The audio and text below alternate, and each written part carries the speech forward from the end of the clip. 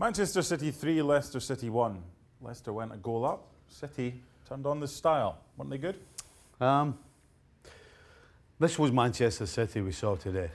And the fact that Leicester actually went ahead was, to say it was against the run of play would be an understatement. Manchester City, quite frankly, going forward, were pretty sensational.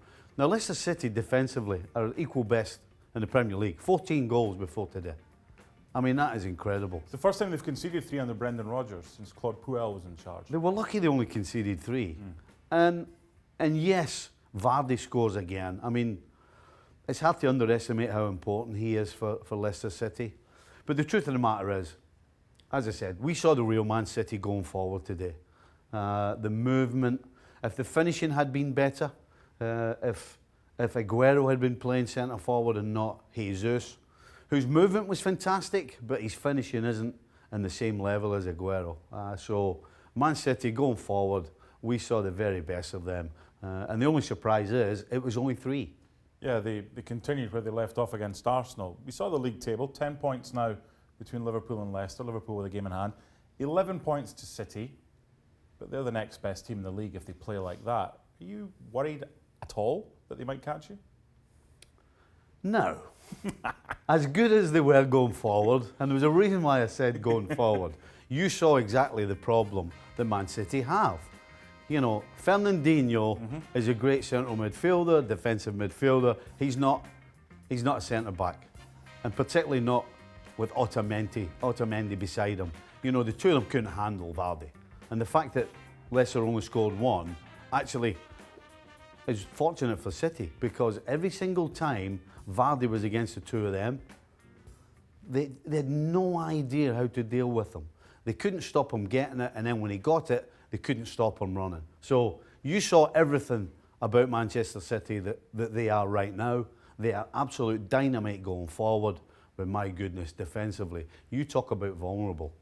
What will they be with Laporte back and maybe the addition of a centre back in January? A completely different team defensively, that's for sure. Will they be title challengers then? Too late.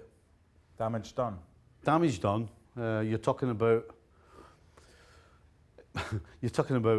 if Laporte comes back, and when he does, he's been out for so long, will he go straight back to where he was? Absolutely not, no way. And will they sign somebody? So there's so many questions, absolutely no answers.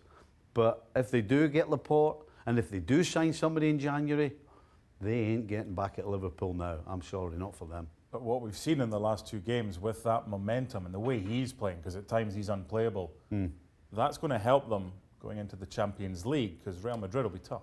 Well, I think, yes, that will be the thing that gives them hope about doing well in the Champions League, because it's still in their hands. That's why they will still believe, because it's down to them. As far as the Premier League is concerned, they can do everything between now and the end of the season and win every single game and still not win the Premier League. Just want to end with a word about Leicester, because I know it was a 3-1 defeat, but what we've seen so far from them this season, the expectation has not been put on them by themselves, by their fans. It's been put on by everyone else.